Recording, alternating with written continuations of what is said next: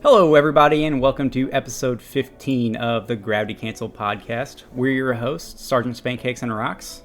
And Rocks, this is a multiple of 5, so that means we have a special guest this time.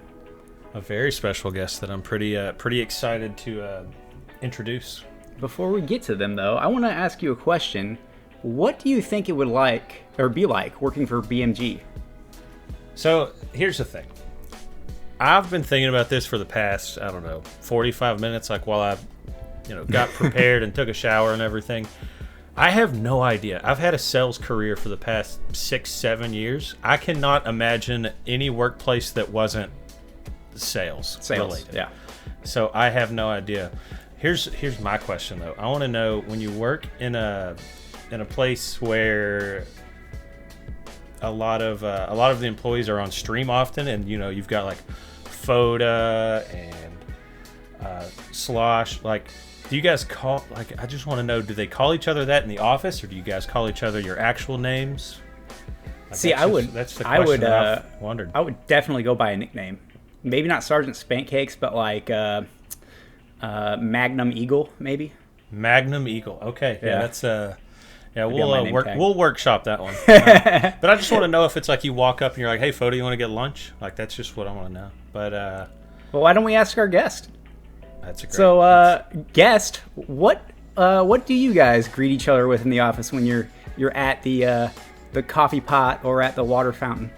It's so funny that you asked that, because it actually depends on the person. So, for example, everyone calls Foda in the office. Like, that's just what he goes by, right? And a few people call me Slosh or Sloshula or whatever. Surprise! That's me. And then there's a few that are like... We never gave the name of who the guest was. You just went straight into the question. Yeah, it's Slosh. Hi, it's Sloshula. Yeah, it depends on the person. And it's not weird for me because Sloshula is like a real life nickname of mine. But some people, like, for example, Game Fiend, no one calls him Game Fiend in the office. Not a single person. Yeah, we call him Mr. Fiend. No, we call him his real name, right? And same with like Left Stick Down. Sometimes we'll, like, because I've known him as Left Stick Down for 5 years, I don't know, a few years now. But yeah, we call him by his real name. So yeah, it's kind of sometimes yes, sometimes no, depends on the person. Yeah. That makes sense. That's why I used Foda as the example, because I was like, I can't imagine anyone not calling him Foda. Yeah, he definitely goes by Foda. That's his name. He even got it legally changed. On his driver's license, there's no last name. It's just one block. It's Foda Khan. Come on. Oh yeah, true. All right, so we've got a list of questions that we kind of sent you beforehand. We don't have to go over all of them, but first one, which I'm sure a lot of people will find a neat little insight. Just give us a brief rundown of what you do at BMG and how you got into the field. Yeah, so I'm Sloshula. I'm the international product manager for Brawlhalla at Blue Mammoth Games, and that's like a really long, fancy title, but that essentially means like anything that goes out externally for the game, be it like a press release or a trailer or even like tweets, like anything that happens externally, I have my hand in some way, either overseeing or helping with or directly making it something like that, right? So that's kind of what I do. But I started in esports. I actually was a tournament organizer starting in 2015, and that's kind of how I got into it. And then I was hired as an associate producer focusing on esports and content creation, and now I'm here. Mr. Worldwide. Mr. Worldwide. So, you were a TO for Blue Mammoth Games, right? So you were like organizing. Not even for Blue Mammoth Games. It was within the community, right? So, like, for example, 2015, there was no official tournaments. Right? There were some big ones, right? Like, well, not big by today's standards by any means, but you had stuff like Friendly Fire that was ran by, like, Duke and Sparky and White Sheepy.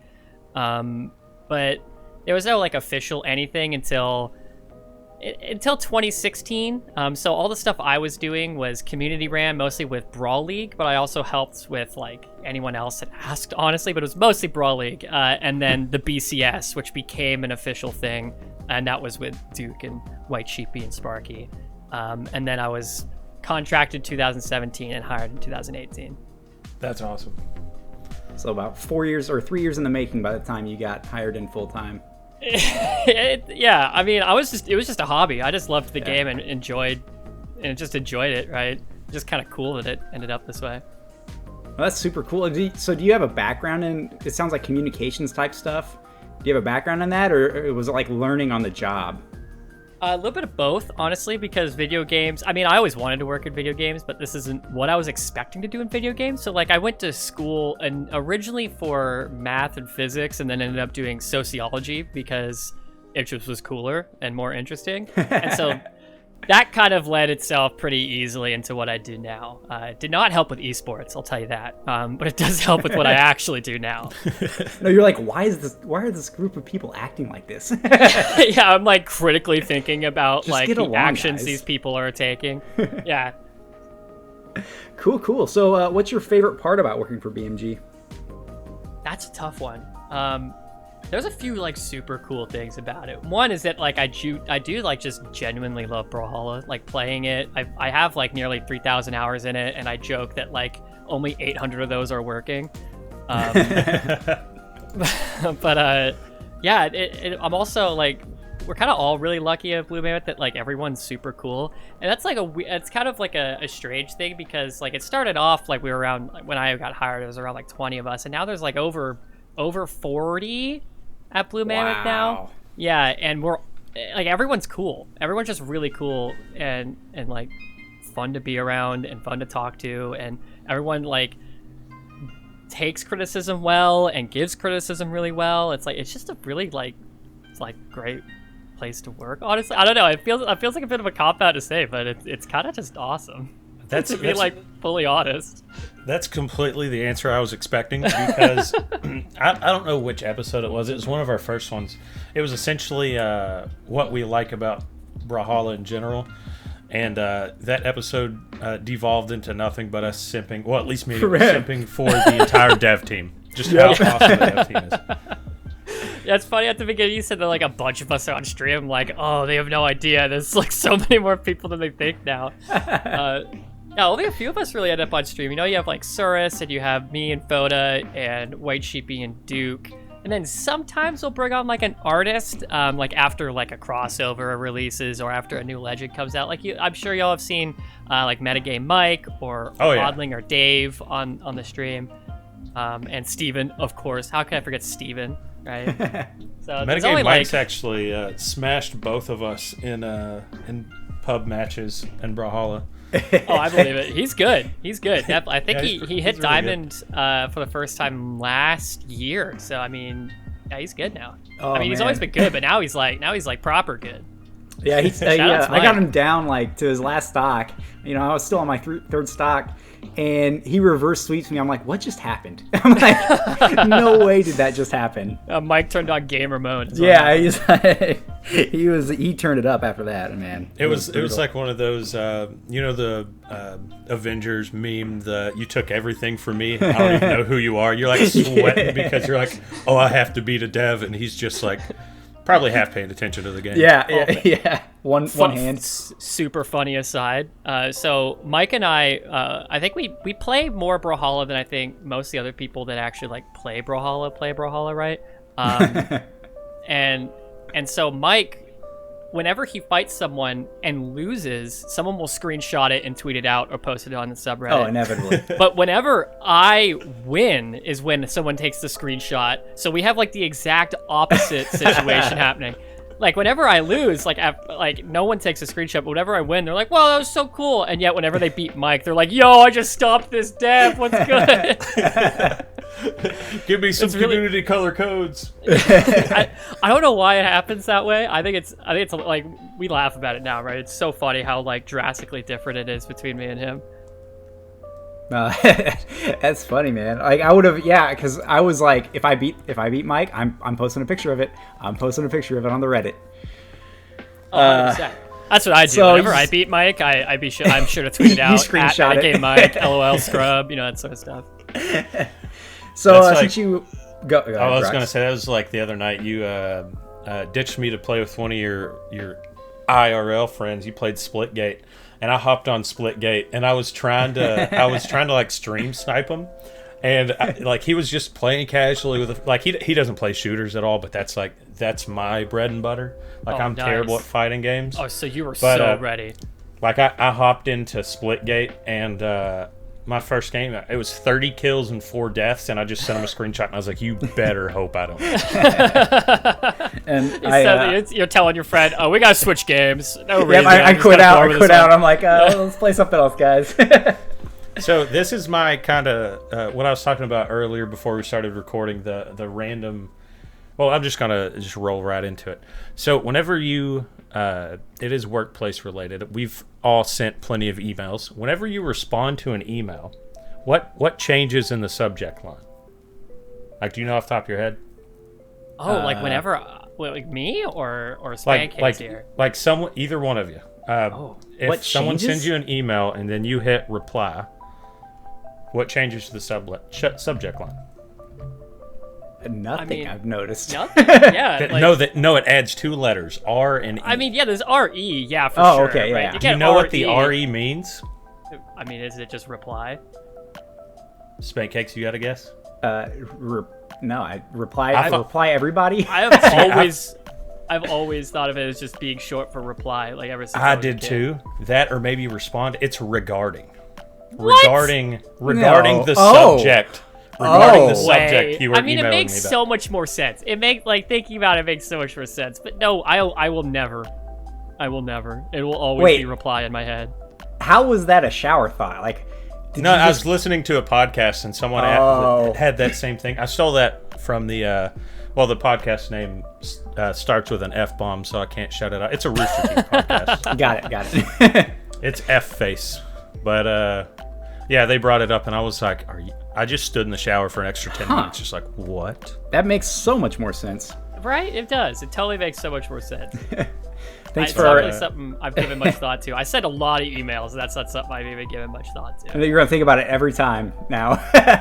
Yeah, there's also the second guess. There's also a ton of anime that like start with like RE or have RE in the title. I have no idea what that means. I doubt RE0 is regarding 0, or maybe it is. I have no idea. Maybe it is. It's reply 0. You got Reno's bot name, which I'm very happy with. You know that one? Oh no, not off the top of my head. It's RE forward RE no. I don't think I've ran across a Reno bot. Yeah, Reno bot. Check it out in game. That's actually one that I came up with and felt everyone immediately got a laugh and they're like, okay, that's the bot name, 100%. Originally mine was like re forward re. No, of course it got short to actually fit in game, but yeah. Everything about Brawlhalla is so charming. There's always just a little something somewhere that just makes you love the game. But Spancakes, if you want to go and ask the next question, I'll quit taking up time. Yeah, so you play quite a bit of Brawlhalla. You said you're one of the people that play it the most out of the dev team, and probably the people who actually just play Brawlhalla. So who's your main and what draws you to them? Oh, okay. So I have a bit of a story for my main. Now, my current main, just to answer the question immediately, is Ragnir. I love Ragnir. I think dragons are cool. And axe is a fun weapon. And katars are a fun weapon. Therefore, he's the perfect match for me. But it started, originally when I first started playing the game, I wanted to play Lord Vrax because he was an alien, right? Oh, yeah. Like, I mean, even now still, I think my Vrax is like level 45 or level 50 or something. And then when Axe came out, I immediately started playing Taros, and he was I don't think a lot of people know this, but there was a time when before I was working for Blue Mammoth, I believe they changed how legends work. I think there was a time around like the SIG changes or something. Either way, there was some major change, and they made it so and everyone would get one free legend during that time, right? And so I was able to buy a free legend, and mine was Taros. And I immediately fell in love with Taros and Axe, and Axe is like playing Taros is why I play Ragnir now, because of Axe. I just like Ragnir more, but I think my Taros is still at the higher level than anyone else because of just how much I was playing that at the time. I was hoping you were going to say you like Ragnar for the guitars, but I'll let you slide since it's a guitar legend.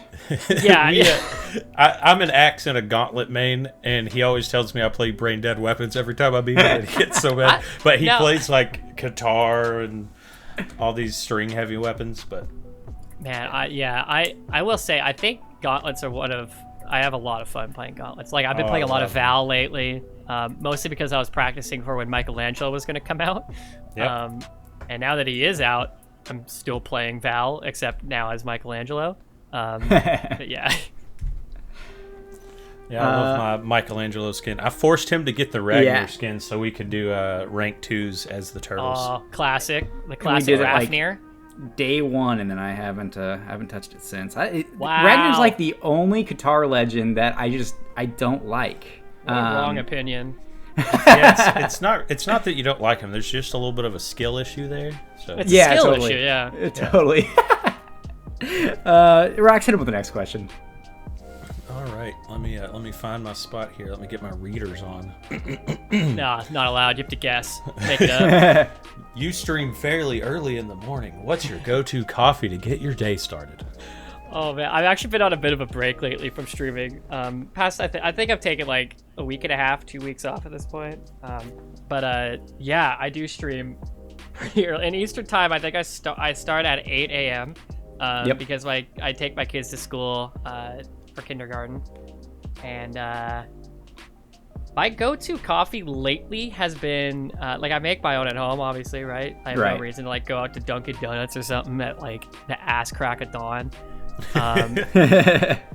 But yeah, I like to go with a caramel type one. Like right now I have a caramel macchiato that I go with, and then I put like it's like an almond creamer in it, like just a little bit.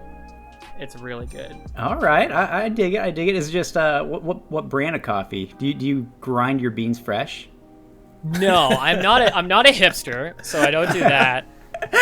No, definitely no hate to people that do that. I would definitely do that if I wasn't so lazy. No, I get the pre-ground stuff, and like brand truly doesn't matter to me as long as it's not Maxwell House. Completely, it's all bean water, right? That is an F tier coffee, Maxwell House. And I used to get it back when I like first like started working, like got my first job, because it's like super cheap coffee. I would rather go without than have Maxwell House. I know that's not a hot take, but it's trash. No, you get like a 5-gallon bucket of that for like $8. Yeah, I know. Like you get this thing that'll last you like 4 years for like $8, and you're like, you have like one cup of it, and you're like, this was a mistake. So I'm one of those hipsters that I actually have an espresso machine. So that's sick, dude. Not only do I grind my own coffee, I make my own double shots.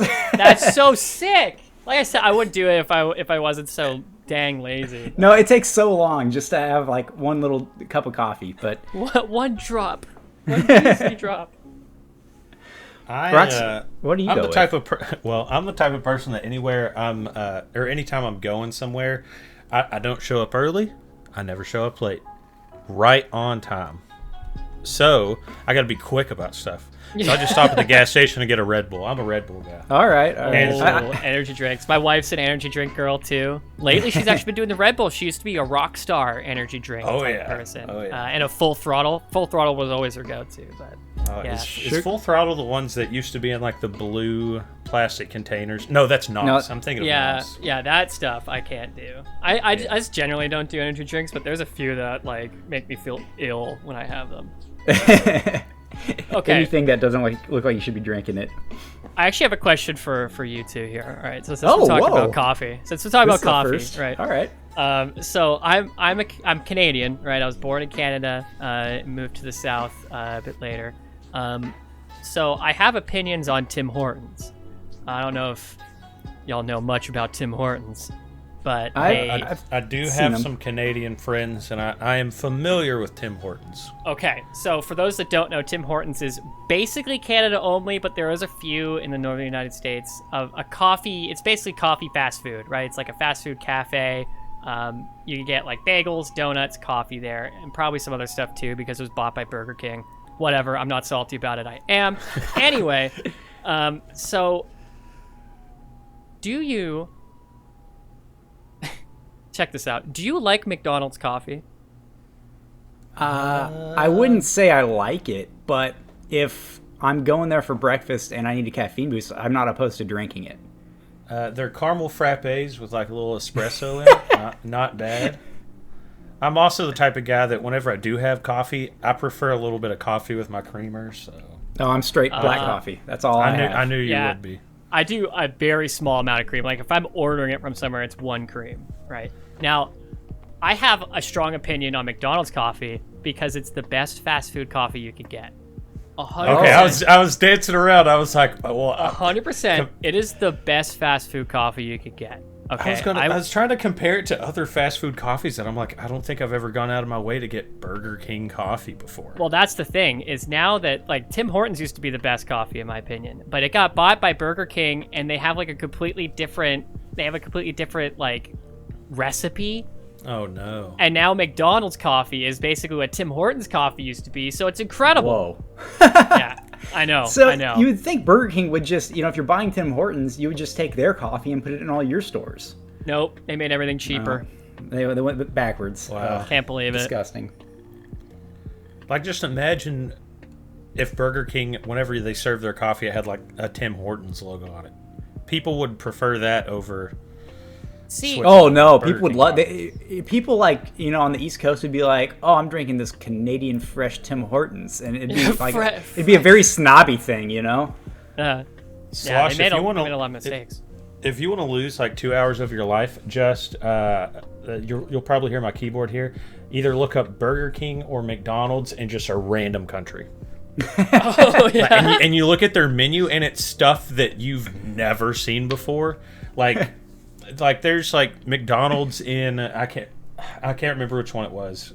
It wasn't Ireland, but it was somewhere where it's like nothing but fried chicken, like on the bun. That's awesome. What was the? They had like one burger. There was one in was it the Japan one that had the All American burger, and it had like a hash brown between 2 beef patties, and it was just Yes. like I've never seen that. Maybe It had a like Jack in the melted Box. cheese on it, and it's like Yeah. stuff that's never been available in America, but it's like the all-American burger. And they also had the all-Japanese burger.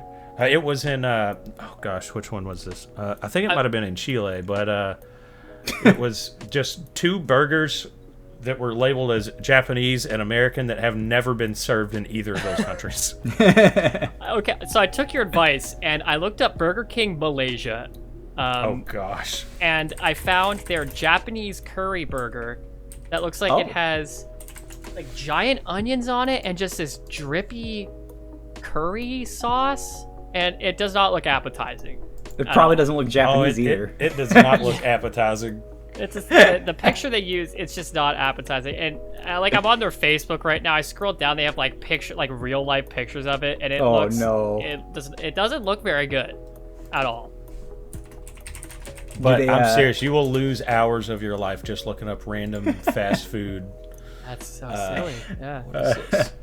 Oh, Before we go down this rabbit hole, let's you want to get back on the questions, Rox? Yeah, I kind of took us off track good. there for a second. No, that's all right. That was a good aside. I mean, we could have like literally a whole episode about fast food if this was a food podcast. So what other games do you enjoy playing? Are they mostly fighters? Do you kind of dabble in all sorts of different types of games, or what are your go-tos? Yeah, so I grew up on fighting games. I don't play fighting games as much now because a lot of my life is one particular fighting game.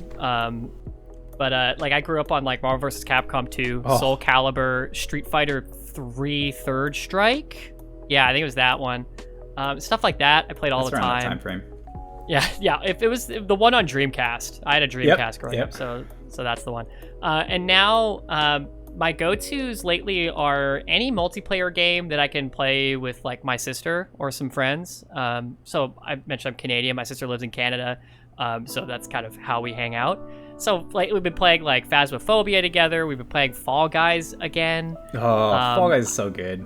Fall Guys is, for a second I was kind of over it, and then they had a few updates back to back that were just high quality, like super solid. So I'm like, heck yeah, I'm back in.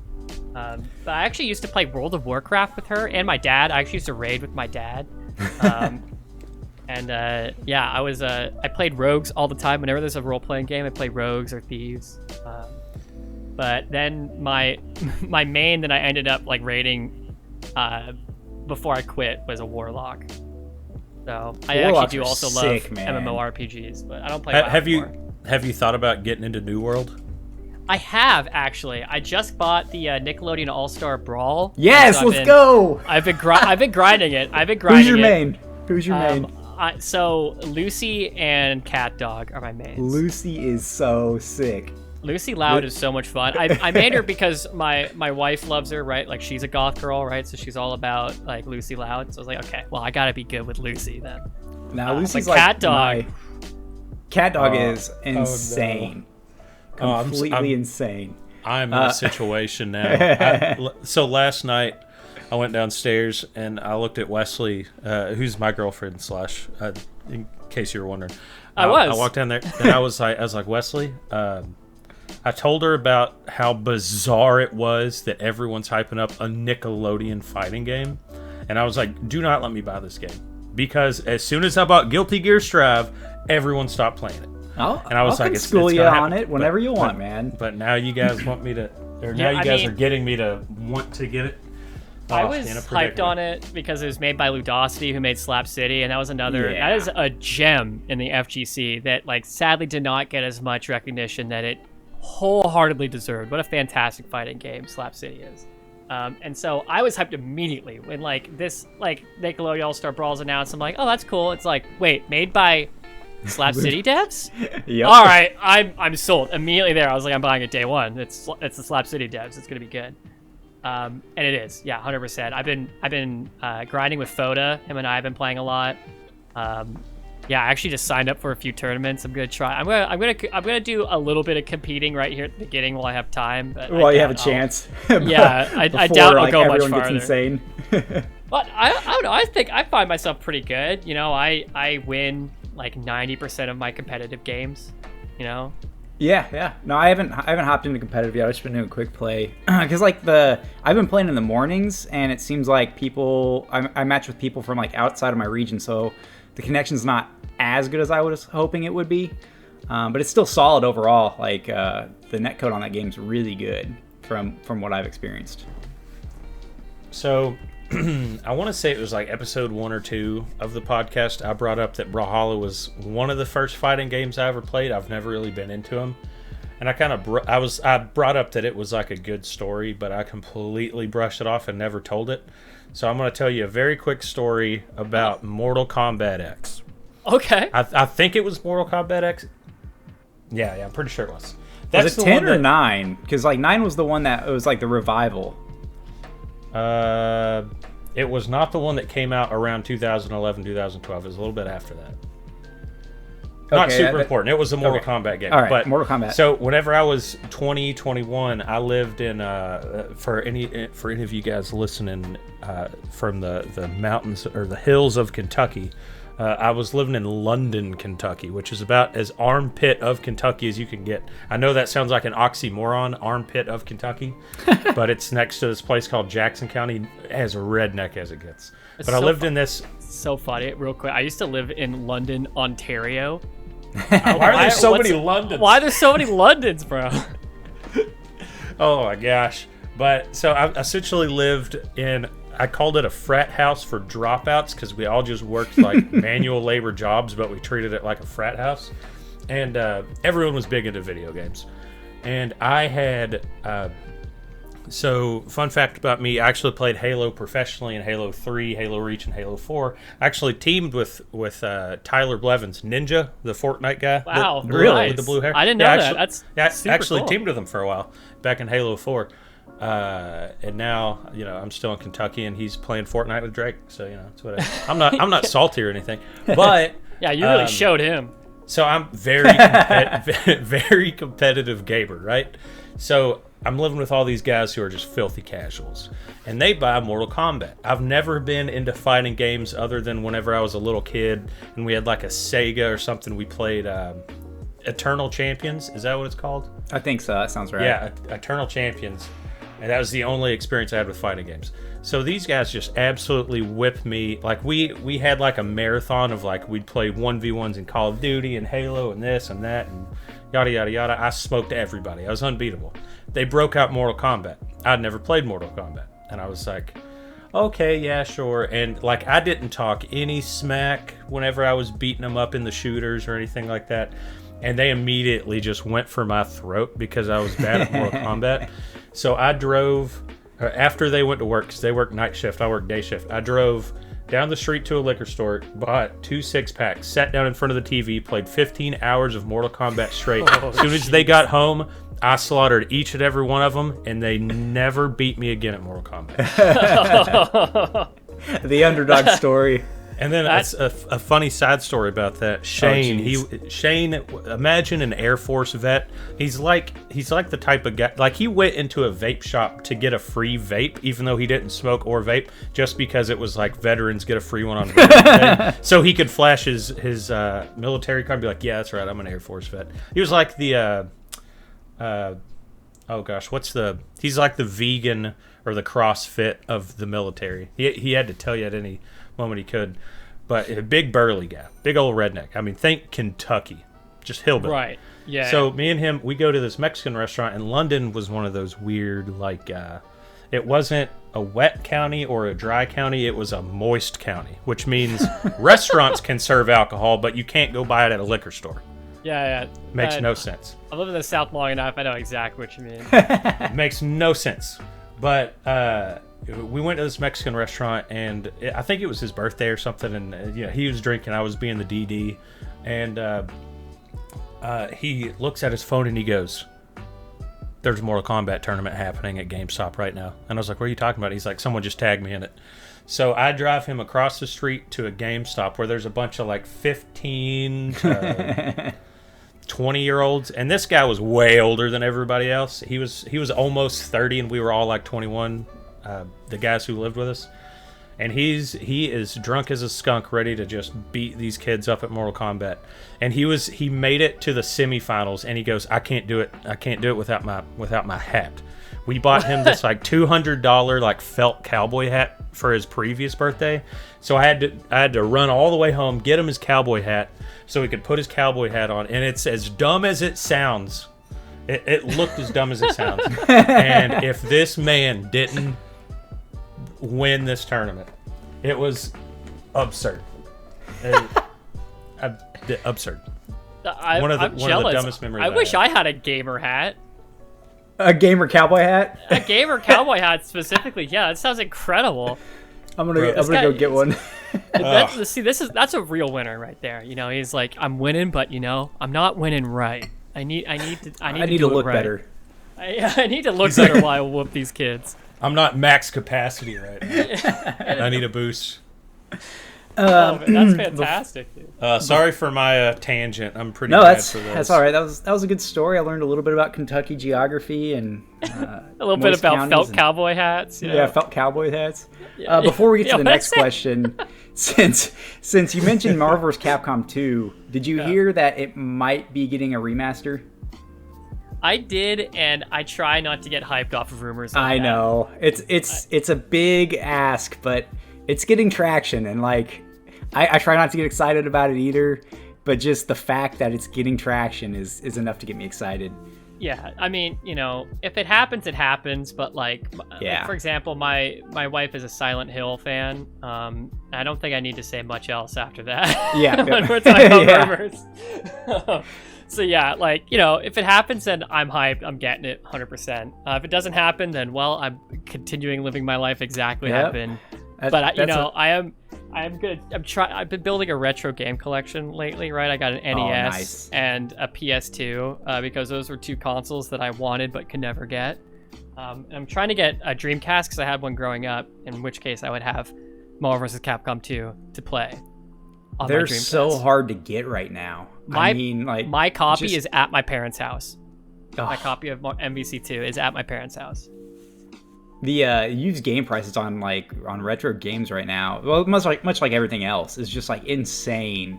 You know, Yeah, the level that it's gone to. It really depends on what you're going for right now. Like, for example, NES games, SNES games aren't that expensive right now because the people that were nostalgic for those consoles have grown out of their nostalgia era of buying NESs and things like that. So, like, for example, I got my NES for like $50. I just bought all three, like Mario 1, 2, and 3 for under $50. I just got Zelda 2, the gold cartridge with the manual for $15, you know. That's a steal. I know, that one was legitimate steal. But like an N64, for example, which is the era of like me, I'm getting nostalgic for wanting to own an N64 and a PS2. N64s are like, it's if you find one like without cables or anything under $100, like then you're finding a deal. Like N64s plus the games. Oh my god, the games are so expensive for it. So I'm waiting a little bit before I try to collect something like that. You know, like the price is a little high. Yeah, I remember. I think it was when the new Mario Party game came out a while back, like a year or two ago. My girlfriend has pretty much every console you can imagine, other than the Dreamcast. And, let's go. And she was like, "Hey, I heard that GameStop takes like retro games." She's like, "Here, I can't even remember what game it was, but she's like, I will never play this. I never have. Go see if you can trade it in." It was worth $60. I don't even know what it was. I can't even remember the title of it. Oh, but man, it's crazy what some retro games can go for. Can you imagine if it was like Play Fighter 63 and a quarter or whatever the name of that game is? But it's worth like $900. Yeah, so the sculptor's cut of that game. It's an N64. It's not a good game, right? Like everyone knows. Clay it's not Fighters a good game, was horrible. Right? Well, this one specifically, like the sculptor's cut, you could only get from renting at Blockbuster, and yeah, that game is like I implore everyone listening to look up Clay Fighters 63, whatever Sculptor's Cut, or just Sculptor's Cut Clay Fighters, just to see the price of what is essentially not a good game, but is a collector's item. To get an idea of retro gaming. Oh my god! Yeah, $3,000. There you go. That's what I needed to hear. $3,000 for a cart. Oh my gosh! This guy's $3,600 and he's charging $8.70 for delivery? Okay, well that's crossing the line. That's crossing the line, bud. I can't believe that. The first one that showed up for me on eBay was $125,000. Oh my god. Yeah, it's highly sought after for its collectability, but it's like everyone will tell you it's not actually a good game, which is so silly. I buy the games to play them, you know? Retro games are the new art, you know? Okay, so onto another tangent probably, but how did your band get started, and what inspires your music? Yeah, so my band is called Why Not You, and it's a one-man band. It's just me. I record... Wait, really? Yeah, I record all the guitar, all the bass, I do all the vocals, I do all the production, the drums, everything, mixing and mastering. It's all me. I do everything. I do the album art too, write all the lyrics. It's all me. And it got started because I always wanted, like, I've been playing drums for over a decade, but I've always wanted to play guitar and I just never did. And so for my birthday last year, I bought myself a 7-string guitar and an orange amp. And I was like, screw it, I'm gonna learn how to play guitar and I'm gonna record music, and that's how I'm gonna learn. Wait, how long ago was this? This was last year. You just learned how to play guitar a year ago? Yeah, it's only been about a year of playing guitar. Yeah. Oh my gosh. I've been like musician for almost my whole life. I've been producing. I used to produce music when I was like right into high school or something, like barely into high school. I had FL Studio. I think it was just called Fruity Loops at the time. But yeah, and I'm a metalhead, right? So the music you're gonna hear, for anyone that looks it up, it is like deathcore, metalcore type stuff. And yeah, I just like making music. That's really what inspires it. Like, I'll hear a riff in my head and then I'll just like play that and build off of that, or I'll hear like a drum pattern in my head and I'll play that and build off of that. And that's really what inspires me. It's just like I hear something and I want it to exist. I just make music that I want to hear. I know this is probably going to be a very, very difficult question to answer, but whenever I ask this question, just name the first one that comes to mind. Favorite, Sure. any genre of metal, favorite metal band? Between the Buried and Me. They're progressive metal. Okay. I have a signed poster of them. I saw them live with Animals as leaders and The Contortionist, and absolutely incredible band. Absolutely incredible band. Metal bands have the coolest names. Like, Dude, yeah, I'm not a metal fan, but like they have the coolest names. Depending on what genre of music, like prog metal bands, you can tell right away that they're prog. Like for Between the Buried and Me, Animals as leaders, again, Protest the Hero, Tesseract, Periphery. They all have like a kind of vibe to them.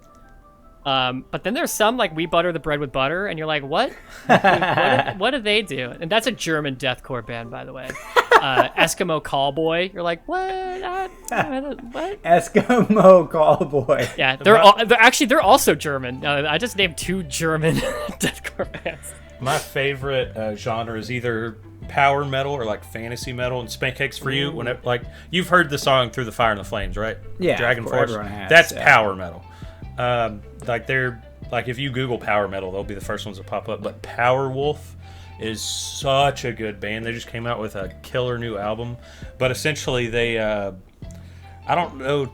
I just discovered them like 6-7 months ago, and I've been obsessed with them ever since. But it's just so like imagine if you took like the OST, the soundtrack from like Game of Thrones, and turned it into power metal. It's fantastic. Half their songs are about being werewolves. It's awesome. Love it. I have heard of that band. I don't listen to much power metal. It's just to me it all sounds a little samey, and that's coming from someone who listens to, again, deathcore, and a lot of deathcore can be very samey.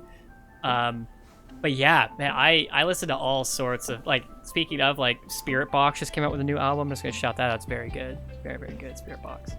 Got some new recommendations. I like it. So, how long does it take you to? Once you have an idea, to turn that into a song as a one-man band? Depends on what you determine like a song is. Like fully mixed and mastered, usually I'm very particular with it. Usually I take a few months on it, but like to actually just get like a song idea down with like at least like 2 guitar tracks and drums, I usually do that in like a night. I'll get like like verse, chorus, verse, breakdown, chorus, whatever structure. Like I get the structure down, I get all the riffs down I want to play, and then I'll write the drums out in MIDI first, and then that's the song, right? And then from there, I'll add bass. I'll actually record drums. I'll maybe change the structure up. I'll re-record some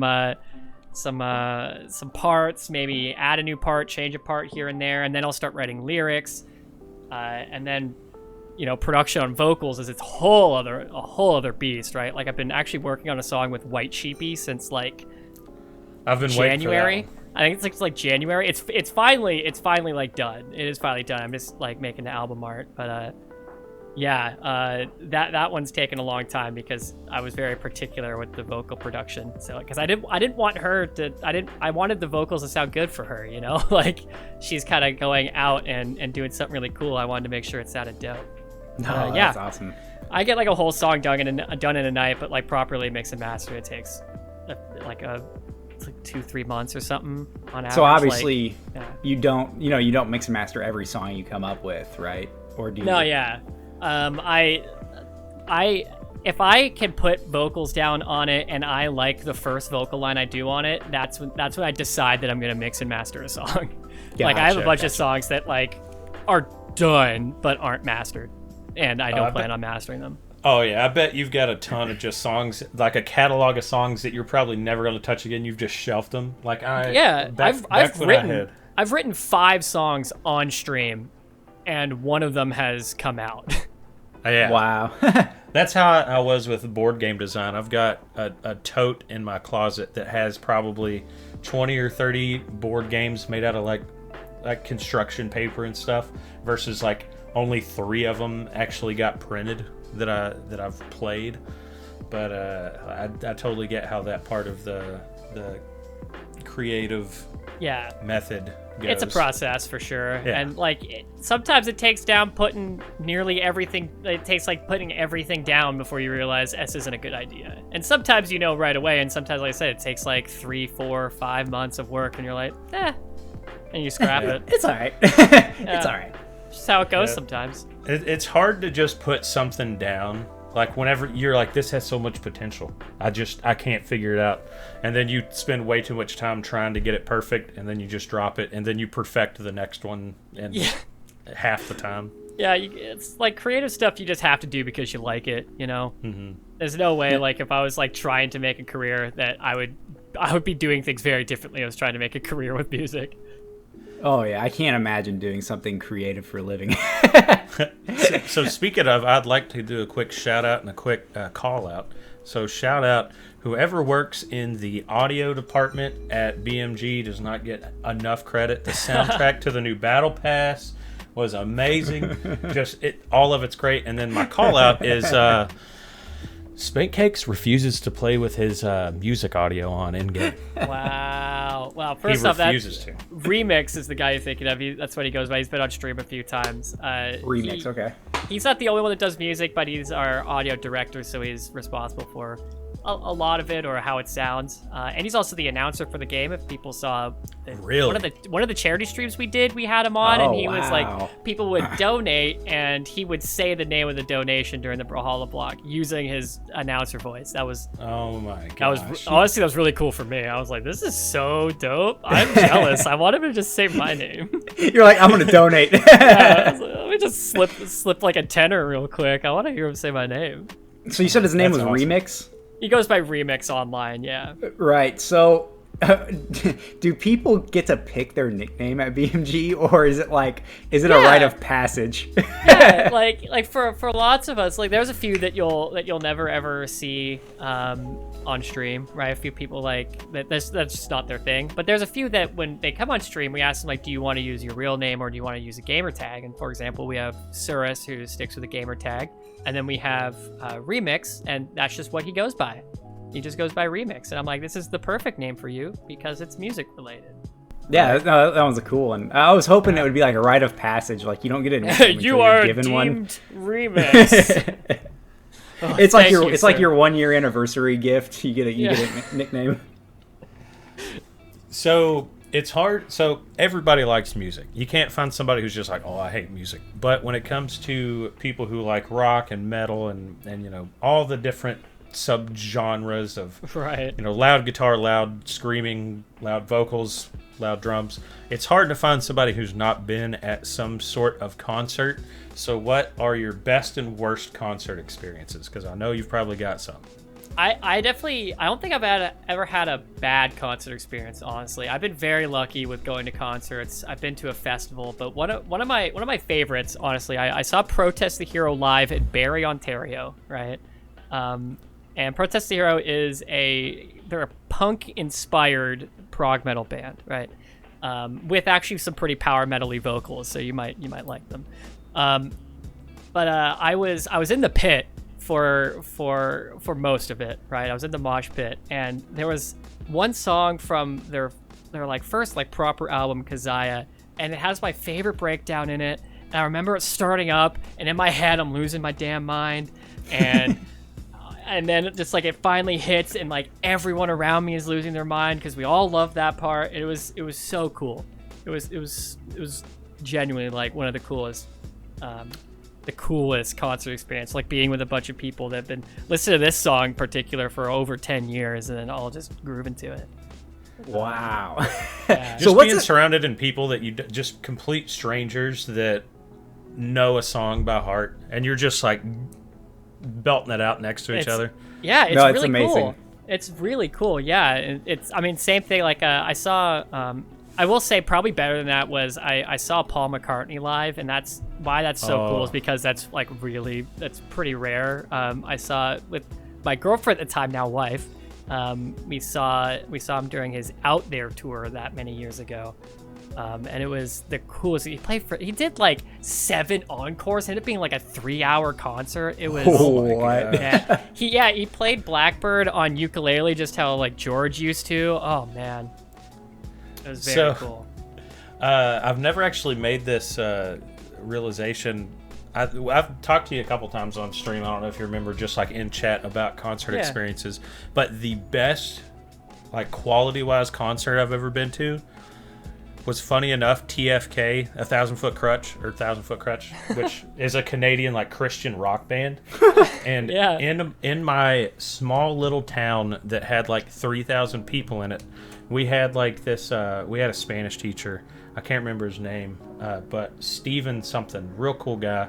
But he loved music, and he started this thing called like, you guys probably heard that dirt bike driving by my house. That's right. You start over, yeah. I think it was called like Awaken, the little Christian concert. And it was just like local guys playing music, and then one year they had a 1,000 Foot Crutch come out, and I was like, I'm sorry, what? You're telling me that 1,000 Foot Crutch is coming to middle of nowhere Kentucky to play a free concert? And surely enough, they were like, they sounded straight off the album. Like, I wouldn't be surprised if they were lip syncing, because it was just it was phenomenal. That's cool. But so are they really popular? I've never heard of them. You've never heard? In like the early to mid 2000s, they were pretty popular. Okay. They were like, imagine if Skillet never made it big. Yeah. Okay, I got it. But yeah, my worst experience though was it was an Avenged Sevenfold concert where I watched a guy get his gauges ripped out. Ooh. In a death wall. It was actually it was Black Veil Brides, Asking Alexandria, Hollywood Undead. Wow, and what Sevenfold. a 2004 lineup. Right? My goodness. But Asking Alexandria, like they were mad because the crowd like did not care about them. Like BVB, Black Veil Brides, came out and they were like, listen, we know you all hate us except for those like 13-year-old girls back there gothed out of their brains. so we want you to go ahead and flip us off and chant F you mother effers. And they're like, all right, now we got that out of the way. Let's go ahead and have some fun. And like, they owned it. They knew no one was there for them. Asking Alexandria got mad. They had us do like 3 death walls, which is where everyone just separates and just run together and fight each other. Yeah, the Wall of Death. Wasn't that like popularized by Lamb of God? Probably. Lamb of God? Probably, but it's brutal. Yeah, it's super brutal. Man, okay, that actually reminds me of a fun concert experience here. It's not really a bad one, but like looking back, it's really hilarious. So I mentioned I went to a music festival, and it was called Memphis in May, right? I used to live in Memphis. And they have a local band there, Muck Sticky. It's a local hip-hop group that plays every single year. They don't want to leave Memphis. They'll never leave Memphis. They're a Memphis group, right? And I went there with my dad, right? I was still in high school. And we're in like, we have no idea who these guys are, so we're like standing like very close to the front. And I look at him, I'm like, do you smell that? It smells really weird. What's going on? He was like, oh, we gotta go.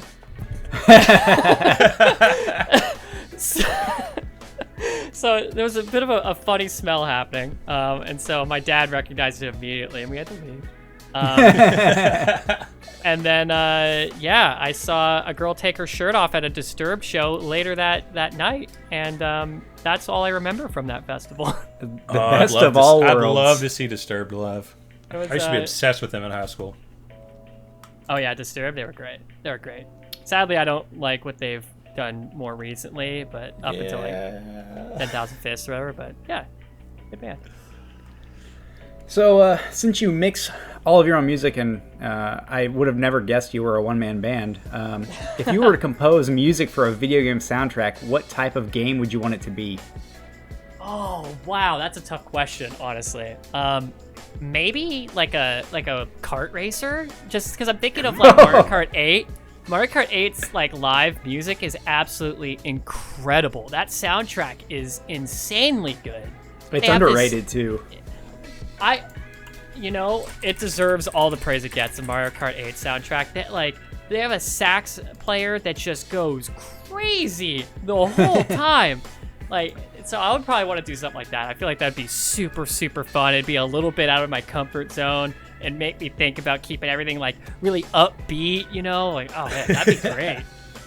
Kart racer. I would have never, when we drafted up this question, I would have never expected kart racer. I was expecting something like Brutal Legend. You know that Jack Black? Oh, I loved that game. Yeah, I was expecting something like that. Well, yeah, like the easy for me would be like a Doom type game, right? Like Doom 2016, something like that. Which also probably my favorite video game soundtrack of modern era. But, but yeah, that's what I'm saying. Like I could do that. That'd be fun. But I think more fun would be trying to figure out how to make a kart racer soundtrack. That'd be dope. That one sounds tough. Speaking of saxophone, so like a small aside here, I went to Salt Lake City last week. Go to this. It was like a club, but they served food, like a nightclub, but they served food. It was really weird. They didn't have like a dance floor. They had a bunch of tables, and they have a DJ. There was like a cover and all that. It's just a local DJ. And I'm sitting there at dinner, and I start to hear Stairway to Heaven. I'm like, okay, this is cool. All right. Just the build up of Stairway to Heaven. And then he drops in Notorious B.I.G. lyrics over it. I can't remember what song it was. Wow. So you have this Stairway to Heaven, Notorious B.I.G. mashup going, and then he busts out a saxophone. What? He starts playing saxophone over this mashup, and it was the most astonishing thing I've ever seen. So is it just like that intro of just like blin, dun, dun, dun, like that, and then like Biggie Smalls, and then he busts out a saxophone and is playing it over the whole thing. I would be astonished. It was incredible. I gotta find the guy's name. I think either me or my girlfriend followed him on Instagram. I gotta find out who he was, because it was like nothing I've ever experienced before, and I had the best like prime rib sandwich of my life. So it was a full experience. You had a great night. Sounds like. So I like most genres of music. Least is probably going to be country. I'm never going to go out of my way to listen to country music. But there's a bar here in Lexington, Kentucky that is called Austin City Saloon. It's in the sketchiest part of town. People get shot in the parking lot all the time. But you go in there, and if you're not wearing bootcut jeans and a cowboy hat, like they don't even let you in. But they always have these bands that like countryfy any song you can think of. Like you go in there and you'll just hear Gangster's Paradise, and it's just like it's the funniest thing. A lot of it's really good, but it's just so bizarre. That's it's a funny thing. Like for some reason, that made me think of like Boot Scoot and Boogie. I don't know why. But I also I try to listen to a little bit of everything, and I do really love country music. I don't like modern country. I don't know. It feels really weird to listen to. I think everyone knows the Bo Burnham sketch, but yep. Oh yeah. It's got a lot of truth in that sketch. But yeah, like I don't know. I love all types of music, honestly. Like I'm looking at my playlist right now. I had Spotify up, and I'm looking at Bruno Mars next to Pete and Bass, who are 70-year-old drill rappers from the UK. And then A Brand of Sacrifice right under that. Like it's kind of all over the place. Quite the eclectic mix. Yeah. Did you have you watched the I'd like to say new, but it's newer now because it's been out for a little while, but Bo Burnham's Inside? Yeah, I loved it. It was definitely not a stand-up comedy at all. No, listen, there was not much comedy in it, but it was fantastic.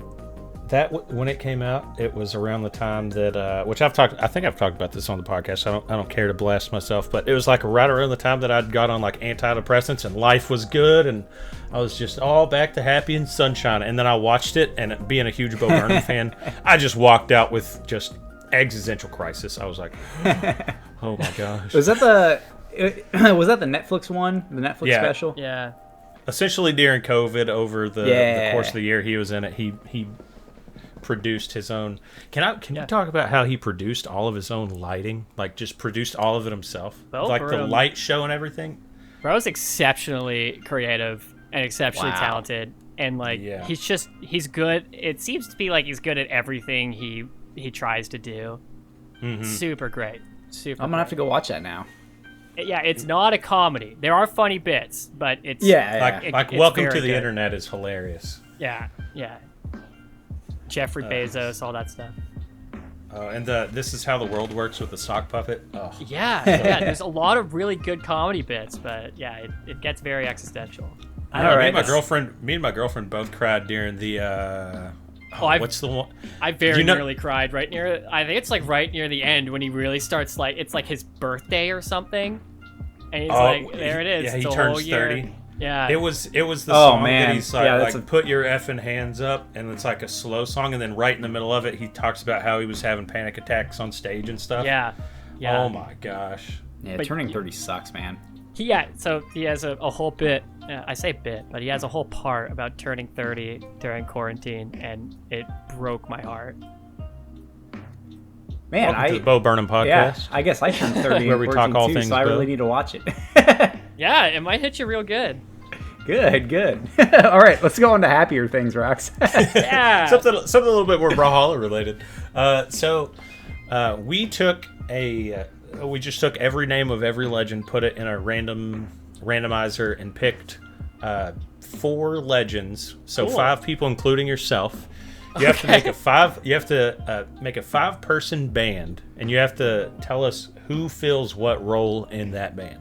So number 1, we've got you, and then we've got Bodvar, Azuri, Kor, and Petra. Okay, hold on. So we have. I'm gonna write them down so I know for sure. You said Bodvar, Kor, yeah. Azuri, and Petra. Bodvar, Kor, Surya, Petra. Okay. And then, I guess if you wanted And to me like too. assign them instruments, you could. But we figured lead singer, backup vocals, lead guitar, bassist, drummer. Now, if you Okay. want to give someone like a xylophone, go for it. But Okay, so I think Kor would be on drums just because. oh, for sure.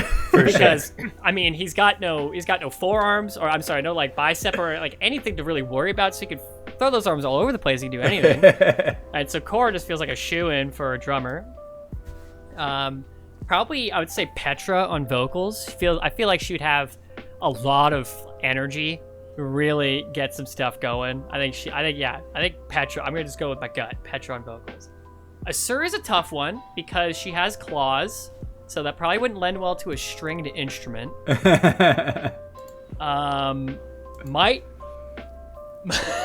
Might have to put her on like a keyboard or something, because she's also a cat. So she can't really do much singing, unless she's gonna have like meows and screeches. So I'm gonna have to put her on like keyboard, like maybe like piano or keyboard or something, because she's a cat. There's not really much you could do there with that. And then I think I put Bodvar at bass. I feel like he could lay down a really like funky bass line. Like he hits hard in games, so he probably has some really, I feel like he could hit the low notes real good, right? Big strong dude hitting bass. Yeah. And I guess that leaves me on guitar. So there you go. That's how that ends up. I picture everybody in like death metal attire except Bodvar. He's in like Blues Brothers, like he's got his glasses and his little top hat. He looks like still got his horns. Still got his horns Yes. sticking through the hat.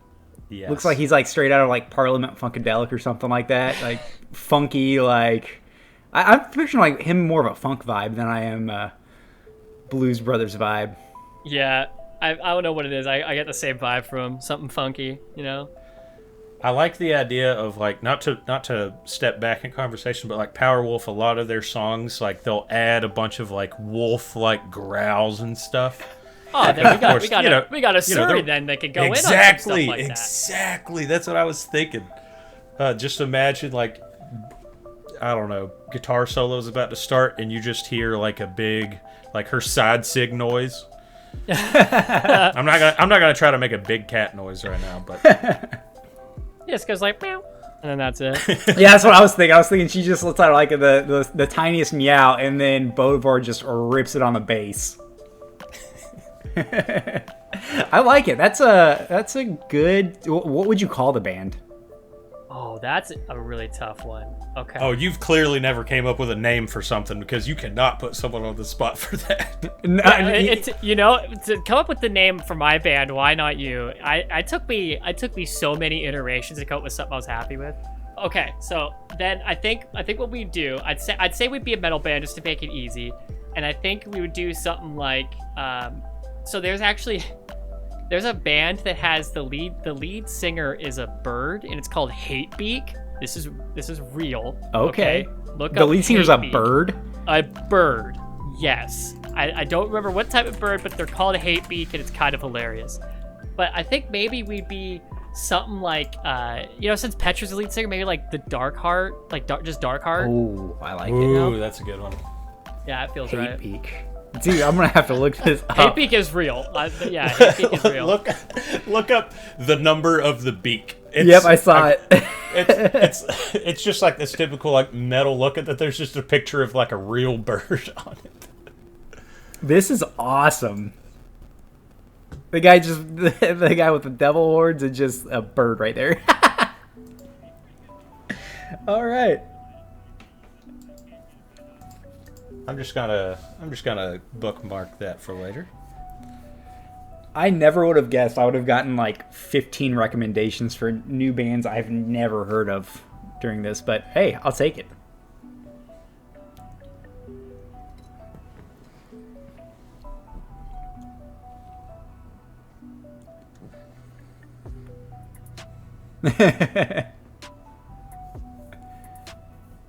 I think we have one more question left, unless Rox has anything else that came to mind.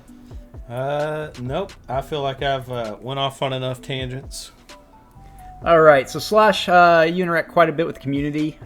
What aspect of the Brawlhalla community do you appreciate the most?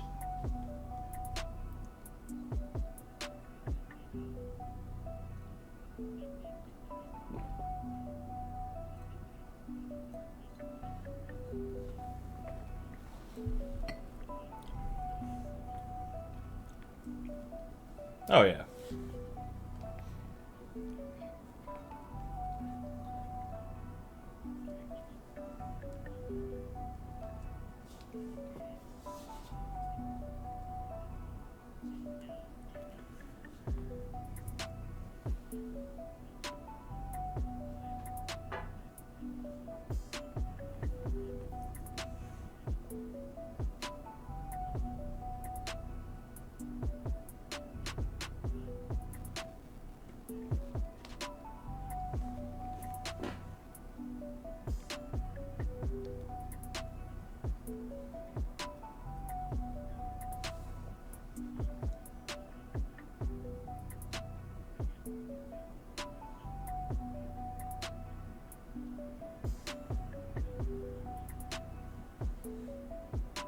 No, you can tell.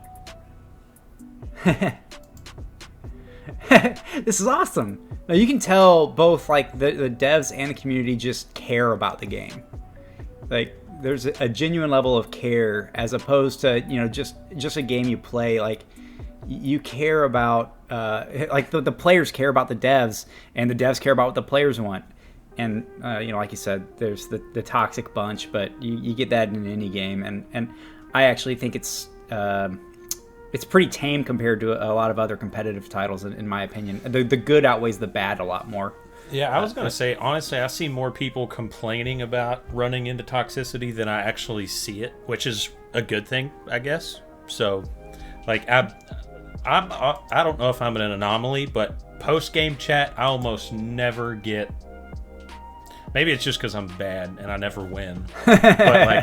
But I never get toxic stuff in the chat. Maybe twice in the past 2 years or so that I've been playing, I've had someone say something rude in post-game.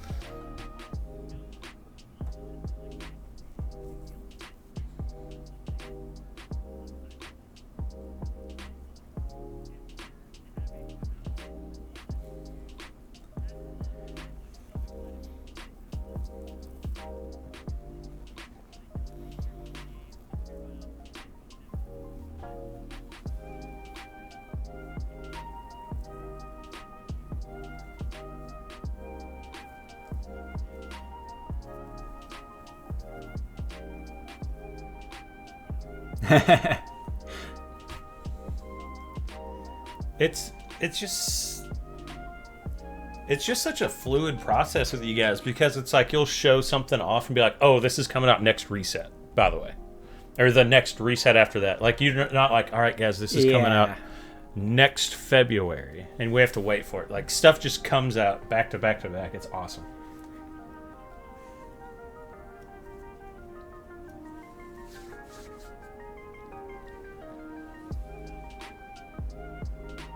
Mm-hmm.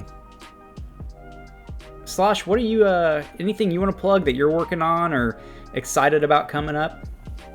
I mean, I don't know when this episode's going up, but, Tomorrow. Okay, great.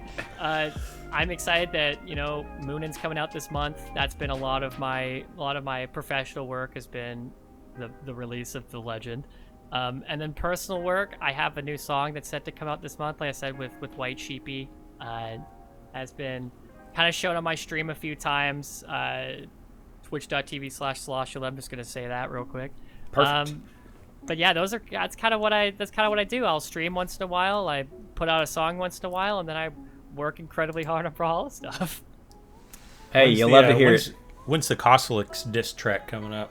Because we're both Canadian, is that what it is? The Canadian beef. Canadian beef. Never. I will root harder for any Canadian in bracket than anyone else. Whenever like Pugsy, Cossalix, Double Dime are up there, I'm like, heck yeah, let's go. Let's go Canada. Crocky. I know they're all from like different parts, but let's go. Actually, Cossalix and Pugsy are the same province. But Crocky is one of my favorite streamers to watch. It's just the way he moves around while he's playing. You can't look away from him. Crocky was my first Brawlhalla streamer I watched, and my first Brawlhalla streamer I followed when I was joining community. Oh, man, I need to check this Crocky guy out because you've mentioned him multiple times. You don't know who Crocky is? I've never watched a stream. All right, twitch.tv/Koala Crocky. You gotta watch it. All right.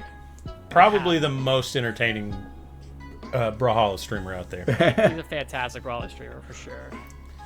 And then if you've never watched like Sandstorm streams, he's like laid back in his chair, just as cool as a cucumber, just sweating. Way too chill for how incredible his gameplay is. I know. Can't believe it. Watching his YouTube videos is watching him. It's just it's so effortless. I can't believe it.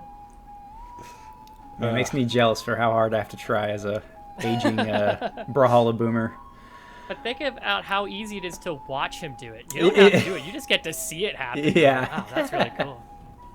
So, meant to plug it at the beginning of the episode, but we do have a tournament coming up October 23rd. Gravity Cancel Podcast presents Halloween Havoc. $300 cash prize. You can't run a tournament called Halloween Havoc and just say, Halloween Havoc. You gotta give it a look. Go ahead. Halloween Havoc. Go ahead. Hit it. You gotta give it the voice. You gotta make it scary. Yeah, it's not scary. It's good because you're going to win money, maybe, if you get first, second, or third.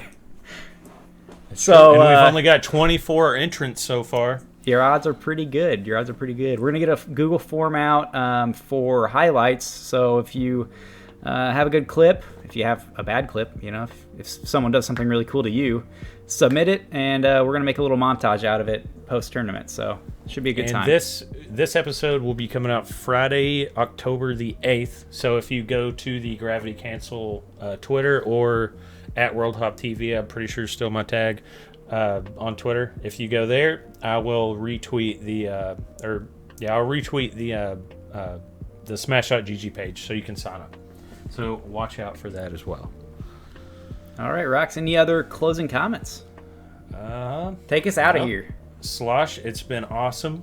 Greatly appreciate you being on. Thanks. Yeah, it's been fun. Love to have you on again at some point. We like he mentioned at the beginning of the episode, we like having a guest every 5th episode. So we've had you, Baron, and Cobalt, and every single one of them has been a blast. It's always fun, not being in an echo chamber with spank cakes for once. That's Baron Dipidus also. Baron was so fun. My gosh. He's the nicest guy I've ever met online. Fantastic. Fantastic, dude. Yep. Well, so appreciate you stopping by, Slosh, and until next time, everyone, it's Gravity Cancel Podcast. Peace. Peace. Peace.